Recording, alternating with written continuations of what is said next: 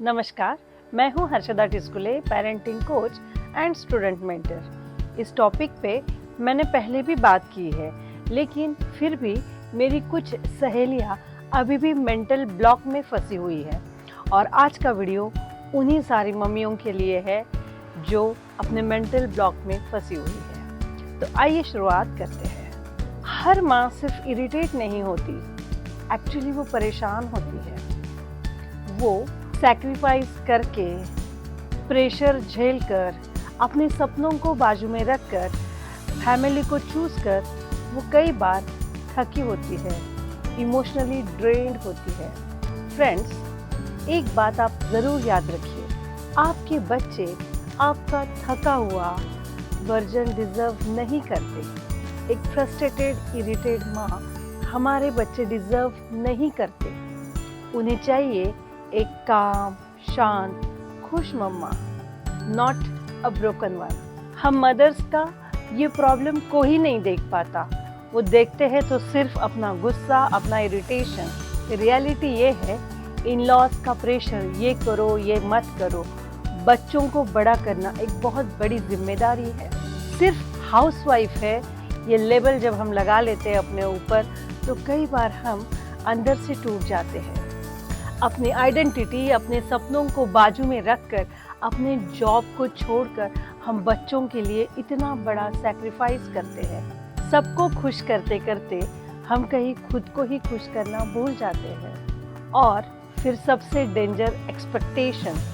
हम उम्मीद करते हैं कि लोग हमें अप्रिशिएट करें, हमारे सैक्रिफाइस को रिवॉर्ड करें।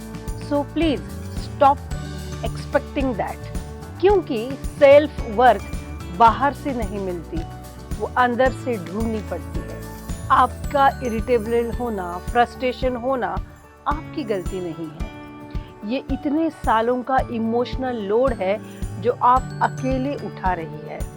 जब आप 24 घंटा काम करती है, घर, बच्चे, रिश्तेदार, सबको संभालती है, ऊपर से इतने सारे एक्सपेक्टेशंस और कंपैरिजन आपको कई बार तोड़ देते हैं। आपको लगता है मुझे कोई नहीं समझता, मुझे कोई सुनता नहीं है, मेरी कोई वैल्यू नहीं है। और बात सच है। समझने की ज़रूरत है कि हम रोबोट नहीं हैं, हम इंसान हैं। हमारी भी कोई लिमिट है और हमारे भी कोई सपने हैं। और ये सारा गुस्सा हम अपने बच्चों पर निकालते हैं क्योंकि वो छोटे हैं, कमज़ोर हैं। कई बार तो बच्चे समझ ही नहीं पाते मम्मा गुस्सा क्यों हो रही है, उनकी क्या गलती है। वो कंफ्यूज्ड हो जाते हैं और कई बार आपसे दूर हो जाते हैं। उन्हें आपकी तकलीफ पता ही नहीं है, वो आपकी तकलीफ को समझ ही नहीं पाते। वो छोटे बच्चे हैं, पर वो डिज़र्व करते हैं एक ऐसी मम्मी जो खुश हो, शांत हो और हमेशा आनंद लुटाती हो। आपके बच्चे डिज़र्व करते हैं एक हील्ड मॉम, और इसीलिए आपको हीलिंग प्रोसेस से गुजरना ही पड़ेगा। भूल जाइए इन लॉज का प्रेशर, सैक्रिफाइसेस जो आपने जॉब के छोड़कर किए हैं, इमोशनल फटीग, एप्रिशिएशन की कमी और सिर्फ हाउसवाइफ का लेवल। ये सारी चीज़ें आपको तोड़ देती, लेकिन हमें इनसे ऊपर सोचना है। सेल्फ वर्थ किसी से मांगने से नहीं मिलती, हम खुद अपनी वर्थ डिसाइड करेंगे। क्योंकि जब माँ हील होती है, पूरा घर हील होता है एंड बच्चे खुशहाल हो जाते हैं। तो आज से ये 3 हीलिंग प्रोसेस को अपनाइए और रिजल्ट देखिए। पहला, मी टाइम रिचार्ज। रोज 15 मिनट खुद को दीजिए।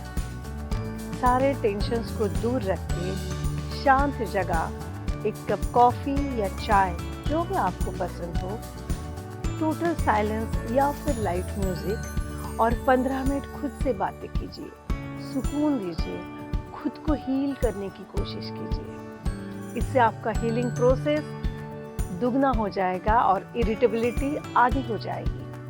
आजमा कर देखिएगा। दूसरा है इमोशनल पॉज टेक्निक। जब भी आपको गुस्सा आए, पॉज लीजिए, सिप सिप करके 10 बार पानी पीजिए, आप अपने आप शांत हो जाएंगे। जब आपको गुस्सा आ रहा हो तो बच्चों के सामने मत जाइए, उन्हें बोलिए मैं थोड़ी देर में आती हूँ। इससे बच्चों को मेंटल ट्रॉमा नहीं होता, वो दिल से दुखी नहीं होते।